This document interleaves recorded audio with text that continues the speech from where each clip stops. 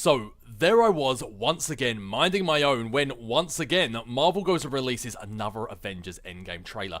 I didn't think we would get any more. I thought we were done, but trust me, I am so happy that we've got another one. So, I have not seen this yet. I'm incredibly excited, so I say we just jump into this, let's watch the trailer, and then we can discuss everything that we've seen afterwards, because I'm sure we are going to have a lot to talk about. So, let's just get this thing underway. If we do this, we'd be going in short-handed. Yeah, you mean because he killed all our friends? Well, yeah, he's not wrong. Who's not in this room to try. Oh, is that where he shaves off the beard? My God. It's not about how much we lost. It's about how much Oh, we have Pepper left. Potts. We're the Avengers. We gotta finish this. Yes. You trust me? I do.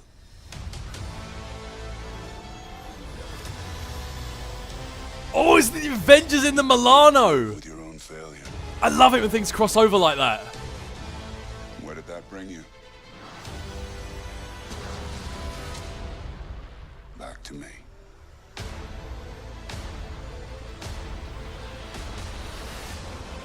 Oh, Tickets on sale now. yes. Oh, I'm so ready. Mate, I'm so ready. Marvel, just like, what are you doing to me? Please, I'm ready. Just give it to me, please. And I'm well aware that's what she said, but okay, right. So, oh, they showed a lot in that one. They showed a lot. Right, okay. So I'm going to make a conservative effort to make sure this video isn't as long as my last one. We don't need a 30-minute reaction trailer, but they've shown so much in this trailer. There's so many points. So there's a few things I'm going to have to go back and talk about here. So. Other than the fact, by the way, pissed off Don Cheadle, pissed off War Machine, brilliant. Like, he brings up a good point. He's clearly very salty about all these friends dying, which makes sense. But thought that was kind of cool. Like, Rocket and Nebula have never had this kind of relationship. They've never really had any kind of relationship that didn't involve shooting each other. But that's kind of nice to see because they are the last two Guardians. Like, everyone else has lost people. Like, yeah, Captain America lost Falcon and he lost Bucky, among so many of the other Avengers. Everyone's lost someone, but don't think anyone has lost as many people as Rocket and Nebula. They've lost everyone. Everyone they know in the entire world. Anyone they cared about in the entire world is gone. So I'm glad that they've got at least a scene like this in the film where these two have that connection, that bond. They're all that's left of each other. So I think that's cool. We knew... Oh, no.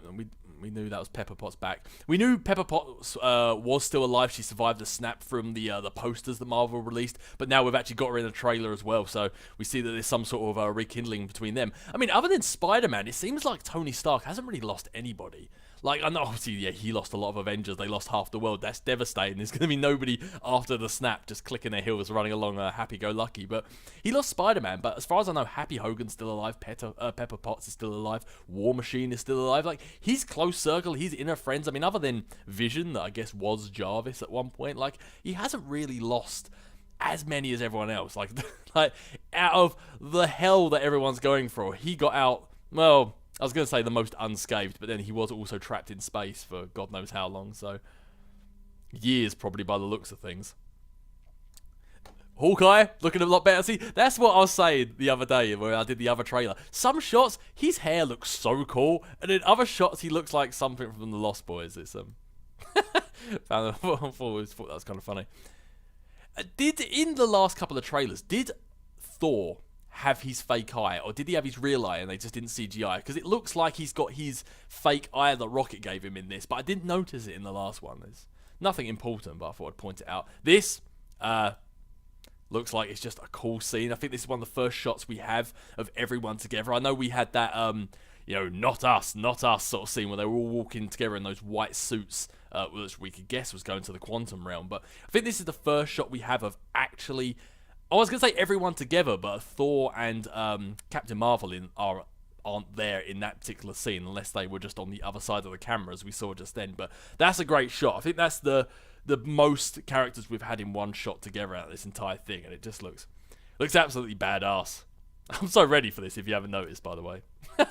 That awesome scene. The first time Cap, well, maybe not the first time Cap and Iron Man have been together, because obviously we haven't seen the film yet, but this is the first time we've seen them interact since Civil War. So, and the look, it's like the look on his face as well. Like Iron Man was like, "You trust me," and it's like he was nodding his head as if to say, "You do, right?" Like, because we're not still doing this, and it's almost like Captain America had to think about it for a second, and he's like, "Do you know what? Actually, yeah, I do." Like he almost sounds shocked in his own voice, like, "I do trust you, actually."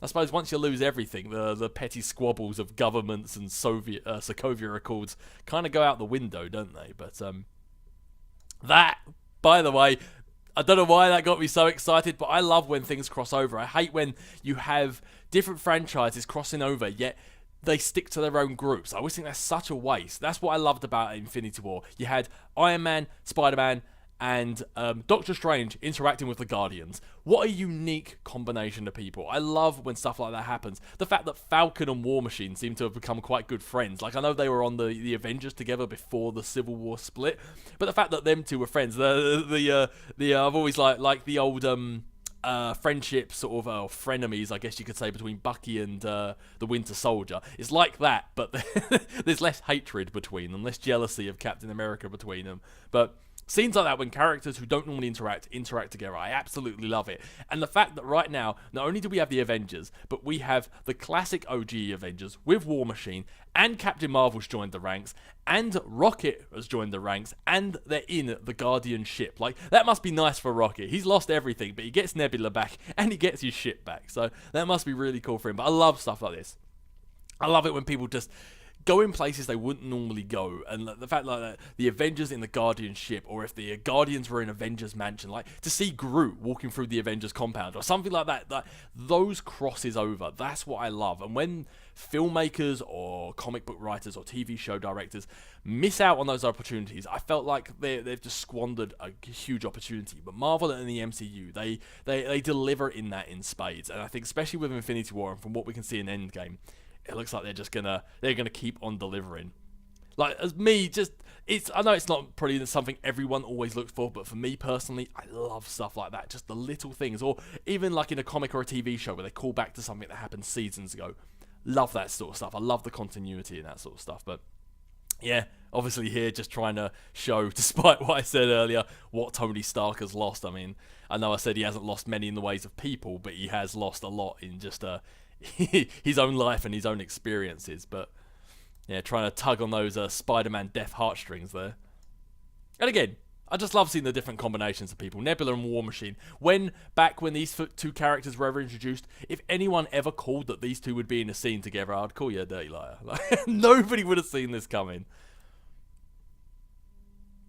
And yeah, right there, that looks like maybe he's still using the Infinity Gauntlet, because it kind of looks like the same beam that the Tesseract used. You know, like the end of Avengers when Thor and Loki, they put the Tesseract in that weird tube and he was bringing Loki back to Asgard, and they turned it and they shot up. It's sort of like the same beam that the Bifrost used, but it was very similar to what the Tesseract used at the end of the Avengers. So maybe his gauntlet is still working, and that's what he's used to bring himself there. The one thing I can't quite tell is if this is on Earth or if this is on another planet. I'm thinking this is Earth, because behind Iron Man, I'm pointing with my finger again, sorry, I'm so excited.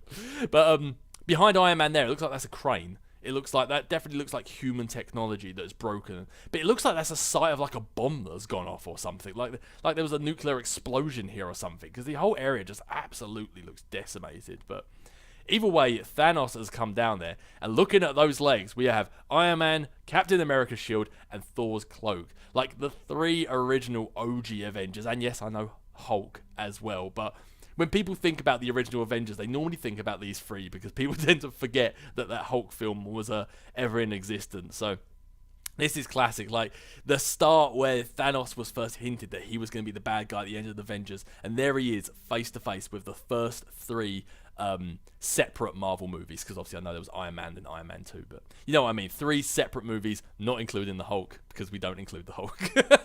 But yeah, mate, just I'm so excited So excited. I feel like I kind of rushed over that a little bit. I wasn't trying to skip over anything. I wasn't trying to rush it, but it's partly just because I'm so excited, and when I get excited, I chatter like a monkey. I can't stop talking. It's like verbal diarrhea. Somebody once described it as, who used to know me.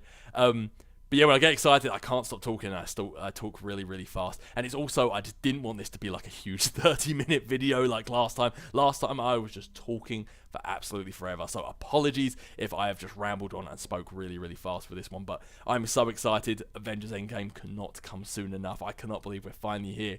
But at the same time, I kind of don't want it to get here, because when it is here, it's done and it's over. I know there's more films going on, and I am excited to see who maybe the next big bad will be, who will be arcing over all these films. But once Endgame's done, once I've watched it, there's no longer going to be that excitement, no longer that waiting or wondering of what it's going to be. So I'm excited, and also at the same time, I'm happy to wait. But you know, Marvel, if you just want to bring me to the studios and let me watch it now, I'm not gonna say no. Oh, thank you for that. Thank you, like in advance. Thank you for bringing me.